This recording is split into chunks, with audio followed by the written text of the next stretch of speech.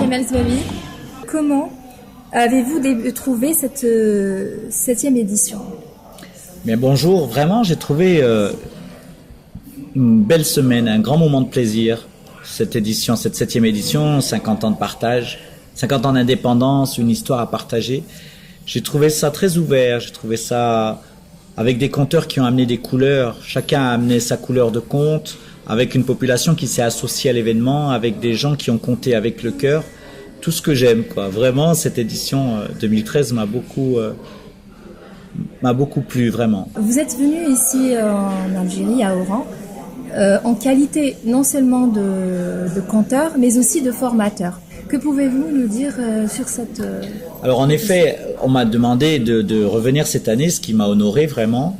Zoubida Kouti et Jamila de l'association Le Petit Lecteur m'ont demandé si j'étais disponible pour être présent à cette édition. Et bien entendu, je ne pouvais pas dire non. C'est pour moi un honneur, notamment parce que je suis algérien, mais aussi parce que ce qui se fait ici est vraiment quelque chose de remarquable. Quand elles m'ont demandé de revenir, j'ai proposé l'idée de former une dizaine de conteurs locaux d'ici, d'Oran ou de sa région, afin de leur offrir la possibilité d'assurer la cérémonie d'ouverture du festival. Et je suis venu en février, j'ai fait une tournée en Algérie, et j'en ai profité pour travailler 10 heures avec un groupe d'Oranais. Et j'ai eu la grande surprise de voir qu'ils s'étaient réunis, enfin on avait gardé un lien, ils s'étaient réunis tous les samedis, ils ont travaillé, et ils ont présenté un spectacle de grande qualité le jour de l'ouverture du festival. Et ils ont le projet, et je les encourage, de continuer à présenter ce spectacle de contes avec plusieurs couleurs, du conte théâtralisé, du conte traditionnel, un peu de musique, un peu de chant, en arabe, en français, en espagnol un peu. En tout cas, tout ce qui fait la beauté des gens d'Oran, je l'ai retrouvé un peu dans ce conte qui a été écrit par eux. Donc, revenir en qualité de formateur, très humblement, mais d'accompagnateur de ce talent-là, pour moi, ça m'a vraiment, vraiment fait plaisir. Et puis, j'ai compté pendant une semaine dans les écoles, à l'évêché, ici à l'Institut français, au TRO, au SDH, etc., avec un plaisir immense, vraiment. C'est quelque chose d'assez magique. Où en est le conte aujourd'hui, selon vous? Le conte, à mon sens, aujourd'hui, en 2013, il fait son chemin, il continue de faire sa route. Je suis peut-être abusivement optimiste, mais je pense que tant qu'il y aura des gens, il y aura des contes. Il y a des histoires à raconter, simplement on ne les partage plus comme on le faisait autrefois. Le mode de transmission, d'échange et de communication autour du conte n'est plus le même. La sacralisation d'un échange de contes n'est plus la même. Et il est intéressant de mesurer que la société change, elle évolue. Et le conte survivra dès lors qu'il évoluera en même temps que la société.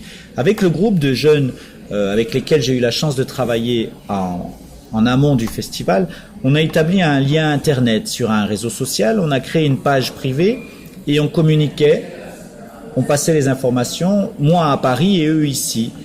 Et c'était assez extraordinaire de voir que ça a marché, ça a fonctionné. On a écrit un cyberconte finalement. On a écrit un conte à 2000 km les uns des autres, mais comme si on était à côté, quoi. Et ça m'a appris qu'on peut, avec beaucoup d'énergie, beaucoup de cœur et une grande sincérité, s'adapter aux moyens modernes et continuer à se raconter, à se partager des choses, à les inventer même. Ici, il y a dans les énergies, il y a dans la manière peut-être un peu délicate parfois, mais si rare d'organiser les choses, qu'il y a une sincérité qui est une nourriture extraordinaire. C'est un sofa, c'est un gâteau, c'est du miel ce que l'on vit dans ce festival. Un plaisir. Un bonheur. Un bonheur parce qu'après nous on continue nos chemins. Et quand on va ailleurs avec ce qu'on a vécu ici, on se sent un peu plus riche. Il faut rendre aux gens le plus globalement possible, rendre aux gens cette idée que le conte leur appartient. Le conte, c'est eux. Le conte, c'est pas quelque chose dans un livre, dans un cahier ou dans un bureau ou dans une élite. Le conte, c'est les gens. Et ce sont les gens qui font les contes. Si on arrive à rappeler aux gens cette chose essentielle, je pense que même s'il faut l'adapter vraiment à son contexte, le conte peut demeurer. Vraiment et très naïvement, j'ai l'impression que le conte est là depuis qu'il y a des gens. Alors tant qu'il y aura des gens, il y aura du conte. Il faut juste faire attention à ne pas le muséifier. Le conte, c'est pas un musée, c'est pas quelque chose sous la poussière. C'est pas quelque chose pour les vieux ou pour les enfants. Le conte, c'est quelque chose pour les porteurs d'oreilles, pour les gens qui ont encore du sens. Il est important de rappeler que les conteurs qui ont fait la cérémonie d'ouverture vont continuer à conter. Ils vont peut-être se fédérer en association, peut-être le petit conteur, en tout cas en lien avec le petit lecteur. Ils vont continuer de travailler autour du conte, à se former pendant l'année, à aller dans les écoles, par exemple à Sidi Bel Abbès, à l'Institut au département de langue française de l'université qui nous avait accueillis.